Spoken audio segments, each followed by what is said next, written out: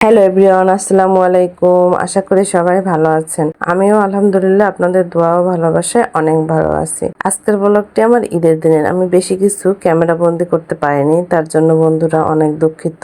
অনেক ব্যস্ততার কারণে অল্প অল্প কিছু ক্যামেরা বন্দি করেছি, সেইগুলি তোমাদের সামনে শেয়ার করছি। সবাইকে ঈদ মোবারক। আশা করি সবাই ভালো আছো আর আমার এই ব্লগটির সাথে থাকো। আশা করি তোমাদের সবার ভালো লাগবে। এই যে আমি সেমাই রান্না করলাম ঈদের দিন। এটা আমি আমার বাচ্চারা হাজবেন্ড যখন নামাজ পড়তে গিয়েছিল সেই ফাঁকে রান্না করেছিলাম। তারা ভাত খেয়ে গিয়েছিল কিন্তু নাস্তাটা খেয়ে যায়নি, সেই জন্য তারা যাওয়ার পরে আমি রান্নাগুলো করলাম। ওদের যে একটু ভিডিও করে রাখবো তার সময় হয়নি, তাড়াহুড়ো করে বেরিয়ে গেল।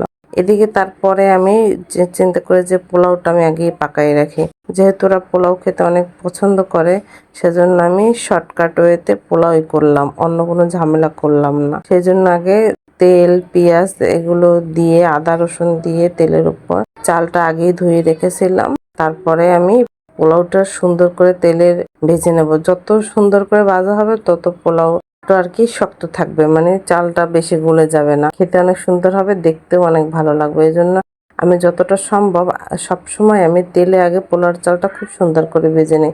যখন থেকে ভাজাটা খুব সুন্দর হয়েছে ঠিক তখন আমি এর ভেতরে গরম পানি করে পরিমাণ মতো গরম পানি দিই। আমি কিন্তু ভাই ওই পোলার চালটা যে পট দিয়ে নেই সেই পট দিয়ে মেপে ডাবল পানি দিয়ে দিই। এভাবে না করলে আমার পোলাওটা ভালো হয় না। আমি এইভাবে পরিমাণ মতো মেপে মেপেই দেই, তখন দেখি একদম পারফেক্ট হয়। এভাবেই আমি রান্না করি সবকিছু। যেমন ধরেন চালের আটা সেদ্ধ করলেও শুকনো চালের গুঁড়ি তখনও আমি ঠিক ওইভাবে মেপে মেপে পানি দিয়ে কাজ করি, তা না হলে আমি পারি না। দেখেন পোলাওটা আদা সেদ্ধ হয়ে গেছে, এখন প্রায় পুরাটাই সম্ভবত হয়ে গেছে। এই যে হ্যাঁ, এখন দেখেন দেখতে কতটা সুন্দর লাগছে, একদম পারফেক্ট ভাবে সিদ্ধ হয়ে গেছে।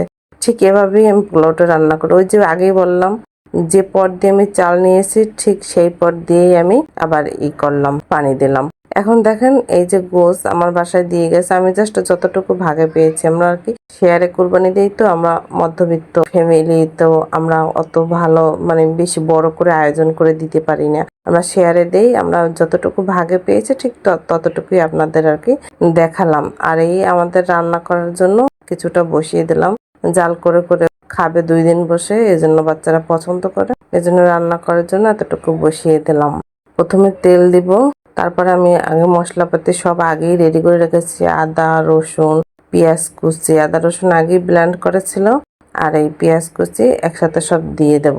আমার পাতিলটা ছোট হয়ে গেছে যেহেতু ধরতেছে না, আমি প্রথম বুঝতে পারিনি, বুঝতে পারলে আবার চেঞ্জ করে দিতাম, যেহেতু তাড়াহুড়ো এখন চেঞ্জ করার সময় নেই। এভাবে সব মশলা দিয়ে আমি আস্তে আস্তে করে আর কি ঢেকে দেবো।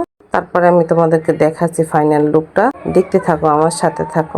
আমি এভাবেই রান্না করি। যদি পাতিলটা একটু বড় হতো তাহলে আমি কি করতাম, একটু হাতে ভালো করে মেখে নিতাম, কিন্তু এভাবে জাল পেতে পেতে আস্তে আস্তে ঠিক হয়ে যাবে। দেখুন জিরা দিয়ে দিচ্ছি, লবণ আরো দেব, এই যে মরিচ না এটা কি হলুদের গুঁড়া মরিচের গুঁড়া এগুলো দিয়ে আস্তে করে আমি ঢেকে দেবো। ঢাকনা দিয়ে দিলেই হয়ে যাবে। আসলে কুরবানির গোশটা কেনই জানি না অনেক স্বাদ লাগে, তোমাদের কার কাছে কেমন লাগে জানি না। আমি প্রতি বছর কুরবানির গোশটা খাই, অনেক স্বাদ পাই, কেন জানি না।